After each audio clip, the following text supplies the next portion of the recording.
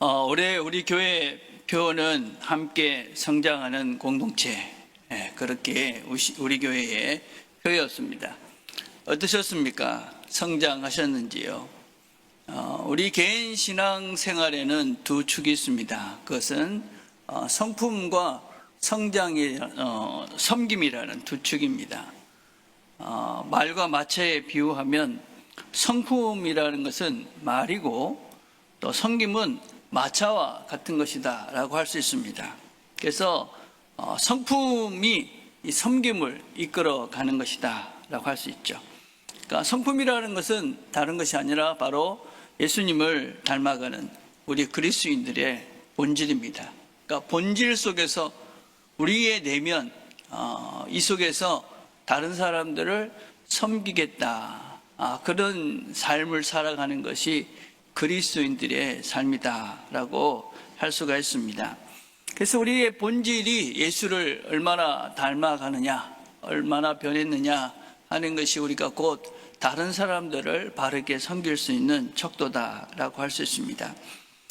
그런데 안타깝게도 한국교회는 어떤 성품, 이런 본질, 우리 자신들의 변화 이런 것보다는 어떤 훈련 없이 섬김, 헌신 이런 것들을 강요하다 보니까 문제가 많이 생겼다고 생각합니다. 고집과 아집이 무너지지 않은 아주 이기적인 자기만 아는 사람이 교회의 지도자가 되었다면 어떻게 되겠습니까? 자기만 알고 자기만 옳다는 사람이 지도자가 된다. 그러면 그 사람이 열심히 하면 열심히 할수록 교회에는 문제가 더 커져질 수밖에 없습니다. 그래서 먼저 성품, 우리 자신의 내면 본질, 이것이 얼마나 예수를 닮아가느냐, 그것을 기준으로 해서 그것으로부터 시작해서 우리가 다른 사람들을 섬겨가야 된다. 그래서 올해 우리의 목표는 서로 이렇게 부족하지만 서로 위로하고 또 서로 격려하면서 우리가 함께 성장하자 하는 것이 올해 저희 교회의 목표였습니다. 성장했다, 성숙해졌다 라는 말의 의미는 도대체 무언가? 그건 좀 더 겸손해졌다는 것이죠. 좀 더 온유해졌다는 것입니다.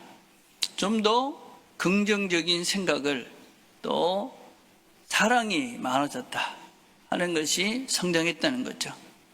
미움이 줄어들었다, 화가 줄어들었다, 욕심이 줄어들었다, 용서가 안 되던 사람을 용서할 수 있었다. 그게 바로 우리가 진짜 성장하고 성숙한 실제다라고 할 수 있습니다. 외국에 이제 살다 보면 아주 두려운 질문이 있습니다. 그게 뭐냐면 얼마나 뉴질랜드에 사셨습니까? 하는 것입니다. 얼마나 사셨어요? 이렇게 물어봅니다. 그럼 제가 10년이 넘었습니다. 그러면 대부분 하시는 분이 뭐라고 그러냐면 영어를 참 잘하시겠네요. 이렇게 말씀하십니다.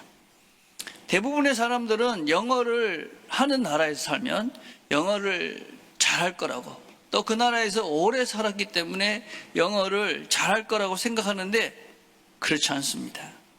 제가 외국에 산 지가 20년이 넘었는데 그래서 저보고 영어를 참 잘할 거라 그렇게 생각하시지만 아닙니다. 전 영어를 잘 못합니다. 그러면 배워야 되잖아요. 그 나라에 살려면. 근데 어느 정도 시간이 지나고 나면 내가 그래도 외국에 산 지 10년이나 됐는데 무슨 쪽팔리게 영어 학원을 다니냐. 그래도 누가 영어 하면 대충은 알아듣는다. 그러면서 버팁니다. 근데 정말 아냐? 모릅니다. 대충 눈치만 내는 것이죠. 그러니까 저 사람은 한 10년 됐으니까 뭐 알 거야. 그런데 전혀 모릅니다. 그리고 아는 척을 하고, 그리고 오해를 하고 착각을 하는 것이죠. 그래서 문제를 만들 때가 대단히 많이 있습니다. 신앙생활도 똑같습니다. 신앙이 자라서 성장하고 성숙하지 못하면, 그러면 시간이 많이 됐는데 전혀 뭔가 훈련하고 연습하고 내가 정말 이 본질을 바꾸고 싶다는 간절한 그런 마음이 없이 뭔가를 하지 않는데 시간이 지나간다고 우리 신앙이 성숙해지고 성장하지 않습니다. 많은 사람들이 교회에 다니는데 신앙은 성장하지 않습니다. 10년 됐고 20년 됐고 30년이 됐습니다. 그래서 들은 것도 많고 아는 것도 많은 것 같습니다. 근데 막상 설명해 보라고 이야기하면 할 말이 없는 것이지. 예수 믿는 게 뭐냐? 당신은 예수 믿기 때문에 뭐가 달라져 가고 있느냐? 예수 믿고 난 다음에 천국에 가는 게 뭐냐? 막상 물어보면 할 말이 별로 없죠. 왜냐하면 배우지 않았기 때문에 그렇습니다. 연습하지 않았기 때문에 그렇죠. 훈련하지 않았기 때문에 그렇습니다. 우리가 시간을 보낸다는 것은 사실은 그것을 담을 만한 그릇이 커져가는 것입니다.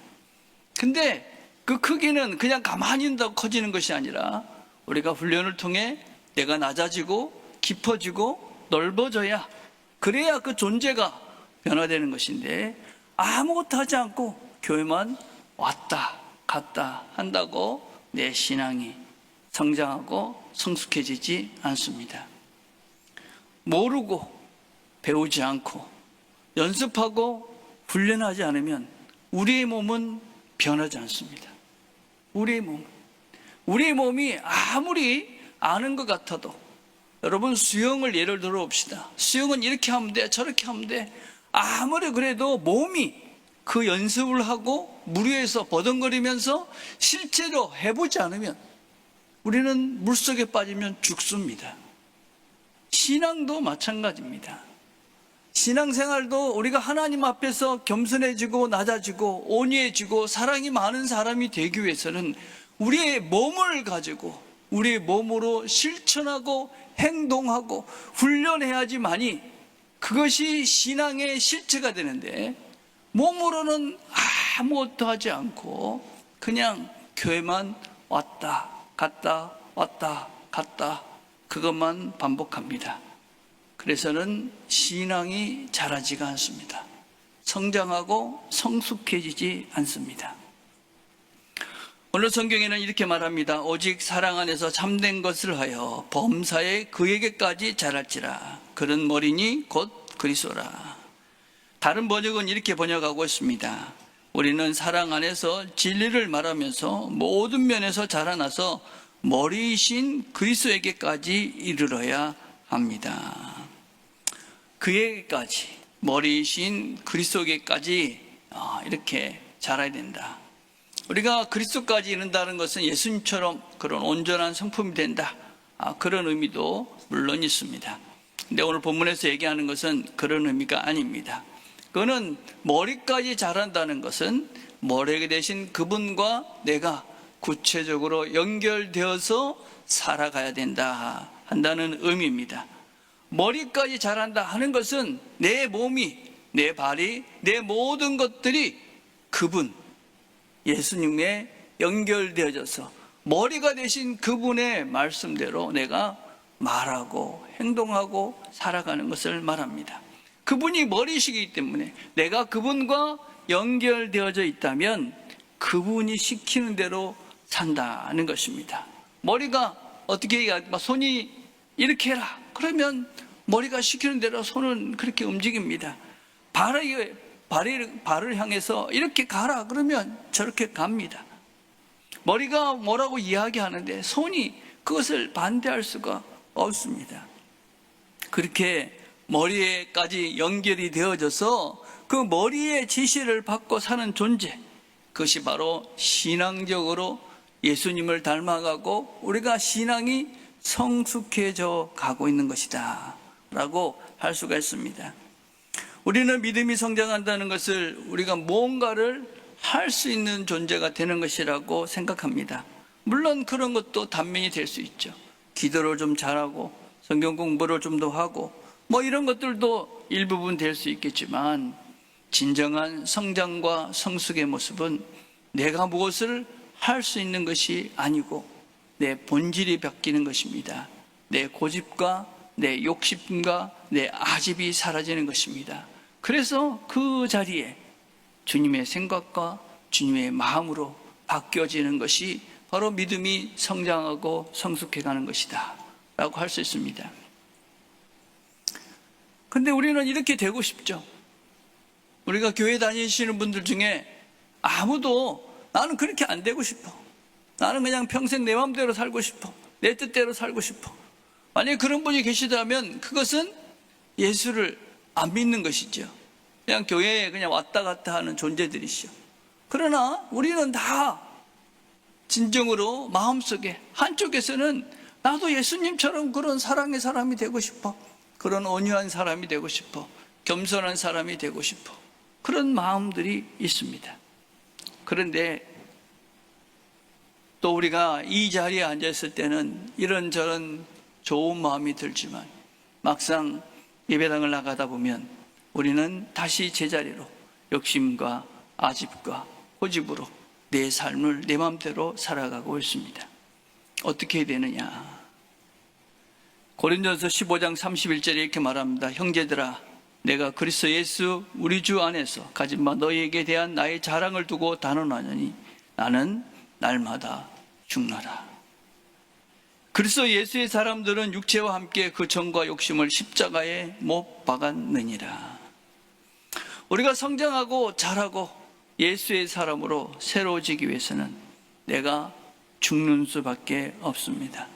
내 욕심, 내 뜻, 내 목적을 십자가에 못 박고 내가 없어지지 아니한 한 우리는 성장하고 성숙할 수가 없습니다. 내 생각을 죽여가야 합니다. 내 목표를 죽여야 합니다. 내가 가지고 있던 신념과 이념들을 죽고 하나님의 생각으로 대신 바꿔가야만 합니다. 여러분, 세상에서는 뭔가를 잘했다, 뭘 좀 컸다, 야 좀 많이 컸네, 이렇게 이야기하는 것은 내가 뭔가 잘한다는 것을 말합니다. 할 수 있는 능력이 커졌다는 것을, 내가 좀 뭔가 알아줄 만한 존재가 됐다는 것을 의미합니다. 그러나 그리스도인에게 있어서 성장은 더 내가 많이 죽는 것을 말합니다. 그것을 어떻게 해야 되느냐? 바울과 같은 위대한 사도도 나는 날마다 죽노라, 날마다 죽어야 된다. 그 날마다 죽는 것이 바로 신앙생활의 시작이다. 그 날마다 죽는 것이 바로 신앙 훈련이다. 우리가 나이가 들면서 깨닫게 되는 것이 무엇이냐면, 여러 인생의 결정이 한순간 한 번 잘못해서 인생이 엉클어지는 것들을 많이 봅니다. 그러나 사실은 그 순간은 수많은 선택과 결정 속에 만들어진 결과물이죠. 한순간이 아니었던 것이죠. 그동안 우리가 살아왔던 수많은 삶의 흔적들 속에 결정하고 선택했던 그 많은 결과가 오늘 그 결정적인 실수 속에, 결정적인 잘함 속에 선택돼서 들어져 있는 것이지. 날마다의 하루하루의 우리의 선택과 삶이 결국은 우리 인생을 결정하고 우리의 삶의 걸음들을 결정해 갑니다. 왜 우리가 날마다 하나님 말씀을 잠시지만 날마다 행복한 묵상을 하면서 하나님 말씀을 들으느냐? 그 하루하루가 결국 모여야지. 그 하루하루마다 날마다 우리가 나는 죽어야 되는 존재다라는 것을 깨닫고 하나님 말씀으로 대신해 가지 않으면 우리의 선택은 여전히 내가 살아서 내 아집과 고집을 따라 선택하는 그런 존재가 될 수밖에 없기 때문에 그렇습니다.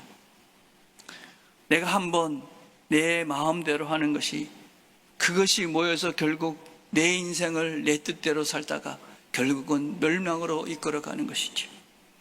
하나님의 마음과 하나님 말씀을 듣고 하나님이 멈추라 하실 때 멈추고 하나님이 가라 할 때 가는 그 결정들을 우리가 날마다 해갈 때 결국 하나님을 선택하고 우리는 생명과 영원한 길들을 걸어갈 수 있게 합니다. 그래서 내가 죽게 되면 어떻게 되느냐? 어떤 결론을 맺게 되느냐? 고린도 13장 11절에 이렇게 말합니다. 내가 어렸을 때에는 말하는 것이 어린아이 같고 깨닫는 것이 어린아이 같고 생각하는 것이 어린아이 같다가 장성한 사람이 되어서는 어린아이의 일을 버렸노라. 내가 이제 조금 성장했다 하는 것은 무엇이냐면 이전의 나의 모습과 나의 생각과 내 신념과 내 목표를 이제는 버리는 것을 이야기합니다. 어린아이와 같은 그런 소화적 생각들, 내 아집과 내 집착과 내 신념과 내 생각들을 이제 버리는 것입니다. 신앙생활을 10년 했고 20년 했고 30년을 했는데도 그 옛날의 나의 생각과 아집과 고집을, 말투와 태도와 그 욕심을 하나도 버리고 있지 않다면 나는 여전히 오래 교회 다녔지만 어린아이와 같은 존재다. 여러분, 우리가 죽음 앞에 서보면 우리가 쓸데없는 것들을 너무 많이 붙잡고 살아가고 있구나 하는 것을 깨닫게 됩니다. 우리가 죽음 앞에 서보면, 우리가 인생의 끝이라는 그 순간에 서보면 우리가 지금 부여잡고 있는 수많은 것들이 얼마나 허무한 것인지, 얼마나 허탈한 것인지, 내가 지금 붙잡고 있는 이 집착과 아집이, 고집이, 이것이 얼마나 쓸데없는 것들인지 우리는 절실하게 깨닫게 되어집니다. 어릴 적 나의 생각과 내 목표와 내 아집을 버리지 못했다면 아직 내가 죽어본 적이, 죽음 앞에 서본 적도 없는 인생인 것이지. 그 인생은 결코 하나님 원하시는 사람으로 성장해 갈 수가 없습니다. 그런 사람은 어떻게 되느냐? 이는 우리가 이제부터 어린아이가 되지 아니하여 사람의 속임수와 간사한 유혹에 빠져 온갖 교훈의 풍조에 밀려 요동하지 않게 하려 합니다. 요동하다, 이 말은 파도에 흔들린다, 그런 말입니다. 풍조라는 말, 바람이란 말, 이런 것들도 이리저리 휘둘린다는 것입니다. 늘 흔들리니까 불안한 인생을 사는 것이지요. 거짓된 말들에, 거짓된 세상 속에 수많은 이야기에 인생을 허비하고 낭비하는 것이지요. 정말 뭐가 중요한지 모르기에, 진리를 알 수 없기에, 진리된 복된 삶이 무엇인지 알 수 없기에 늘 이런 말에 흔들리고 저런 말에 흔들리고 불안하고 두렵고 걱정하고 염려하며 인생을 사는 불쌍한 인생을 사는 것이지. 수많은 거짓이 난무하는 거짓된 세상입니다. 지난주에 제가 본 책 중에 이런 책이 있었습니다. 어른의 행복은 조용하다. 어른의 행복은 조용하다. 그 책에 보면 가난해도 행복했던 시절이 있었다, 그렇게 말합니다. 근데 지금은 가난해도 행복할 수 있다는 것은 전설이 된 시대다. 아버지가 집에 오실 때 사월 오신 귤 한 봉지가, 군고구마 한 봉지가 행복했던 시절이 있었다. 근데 과연 지금은 그런가? 여러분, 무엇 때문에 지금 행복을 느낄 때, 언제 행복을 느끼십니까? 무엇을 할 때, 언제? 세상은 우리에게 끝없이 물질이, 재물이, 소유가 행복의 원천이라고 우리를 속입니다. 그래서 그 근본인 사람들과 함께 사랑하며 함께 더불어 살아가야 되는 그것을 포기하고 물질을 위해서, 재물을 위해서, 더 가지기 위해서, 조금 편안한 집에 살고 조금 좋은 차를 타고 조금 더 좋은 음식을 먹기 위해서, 남이 안 가본 그곳을 가보기 위해서 우리는 얼마나 많은 소중한 것들을 포기하고 잃고 살고 있는지 모릅니다. 행복하지가 않습니다. 늘 위로만 쳐다보고 내가 없는 것을 쳐다보며 마음이 아프고 미워하고 다 적으로 보이고, 누가 가지고 있는 것을 보면 시기하게 되고 질투하며 인생을 낭비합니다. 어린 아이와 같이 미숙하기 때문에 그렇습니다. 내가 누구를 시기하고 있다, 내가 가지고 있지 않은 그 무엇을 내가 가지려고 발버둥치고 있다. 아직까지 나는 미숙한 어린아이다. 내 고집을 버리고 있지 못하고 있다. 내 아집과 집착에서 벗어나고 있지 못하고 있다. 죽지 못하고 있고 죽은 경험도 없고 죽음 앞에 서본 적도 없는 미숙하고 어리석은 인생이다. 그래서 오늘 성경은 뭐라고 이야기를 하냐?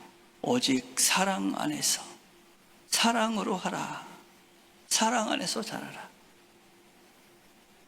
그럼 우리가 인생을 살면서 억지로 하는 인생은, 해야 되는 것은, 책임과 의무로 하는 것은 힘이 들고 어느 정도는 하죠. 근데 사랑은 그런 것이 아니죠.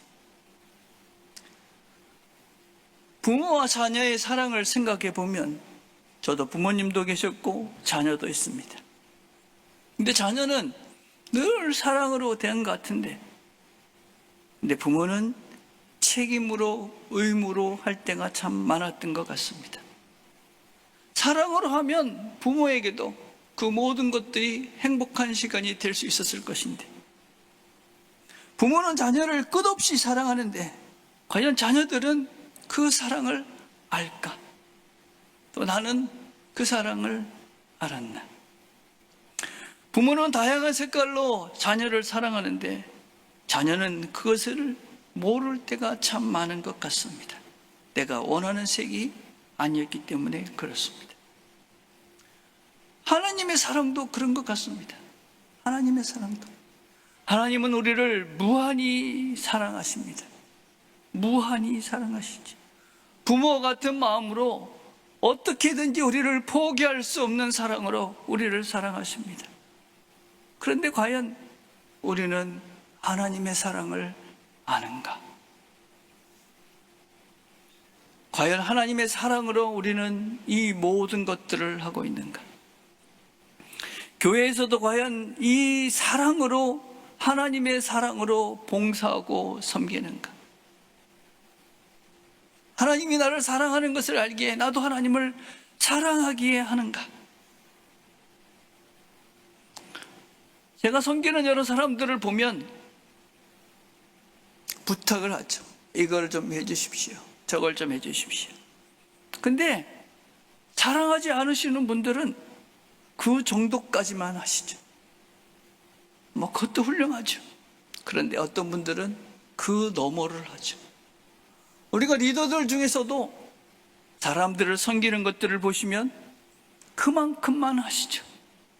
어떤 분들은 제가 생각지도 못한 것들을 하십니다. 그 차이가 무엇이냐? 사랑의 차이죠. 사랑의 차이. 정말 하나님을 사랑하기 때문에, 하나님 때문에, 하나님의 사랑에 감사하며 즐겁게 그 일을 감당하죠.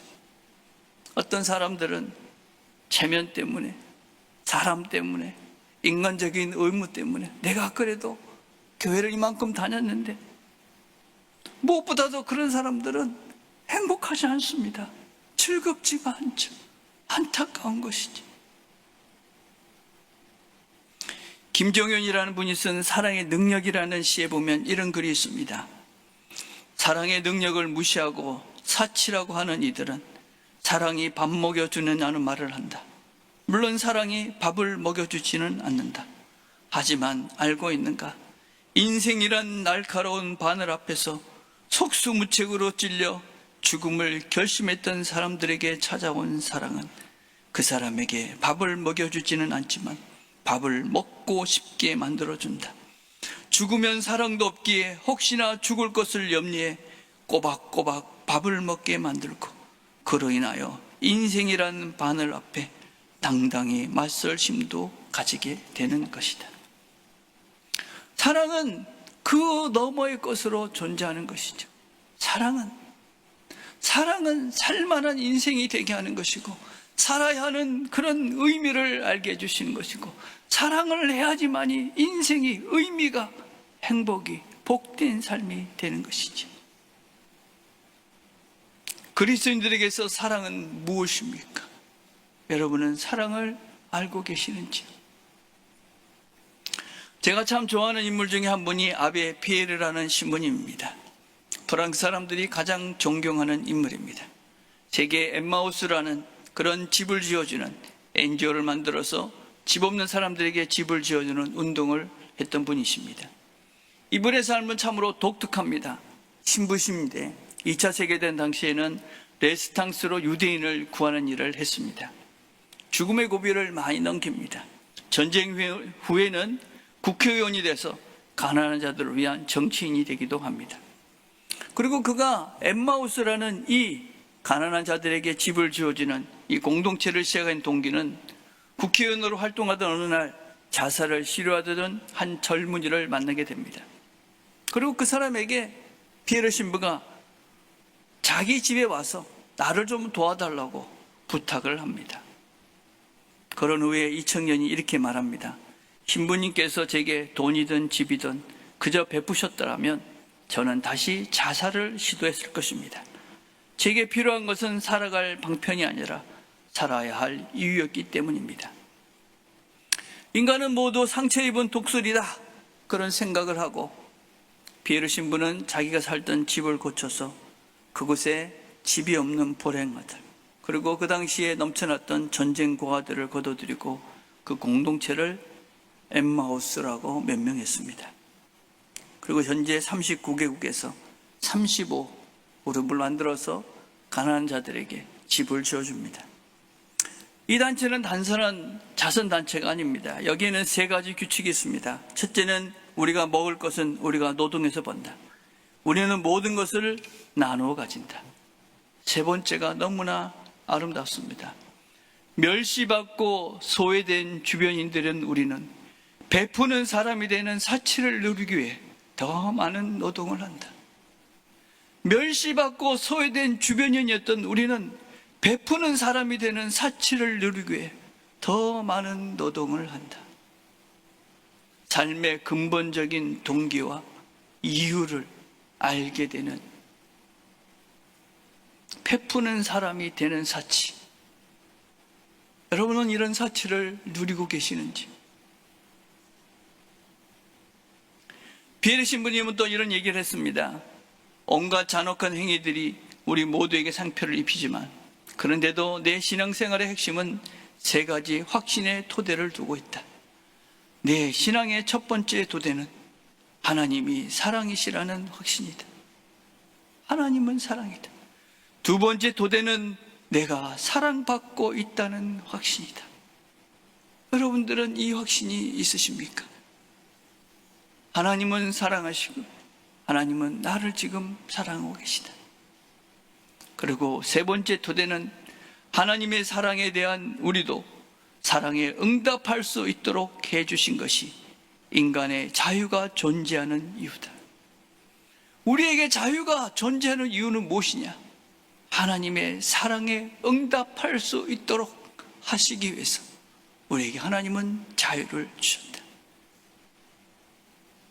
하나님의 사랑을 알고 하나님의 사랑을 받고 하나님의 사랑으로 그 마음으로 하니 기쁨의 삶을 삽니다. 이분은 단순한 기쁨을 누리며 살았다. 그렇게 자기의 인생을 정리합니다. 우리가 하나님의 사랑을 알고 하나님을 사랑한다. 그리고 나는 그 사랑에 응답하는 삶을 살겠다. 그것이 우리가 그리스도께서 원하시는 삶의 성장의 동기며 목적지며 가야 되는 우리의 인생길이다 라고 할 수 있습니다. 사랑하면 예상치 못한 일을 합니다. 하나님을 사랑하면 예상치 못한 삶을 삽니다. 그러면 내가 성장하고 성숙해집니다. 그러면 내가 예상치 못한 의미 있는 가치 있는 복된 인생, 기쁨을 누리는 삶을 삽니다. 하나님을 사랑하고 그 사랑을 확인하시고 사랑에 응답하시면서 날마다 사랑의 사람으로 새로워져가는, 또 사랑으로 이 한 해를 마무리해가는 저와 여러분들이 되시기를 간절히 바라겠습니다. 기도하겠습니다.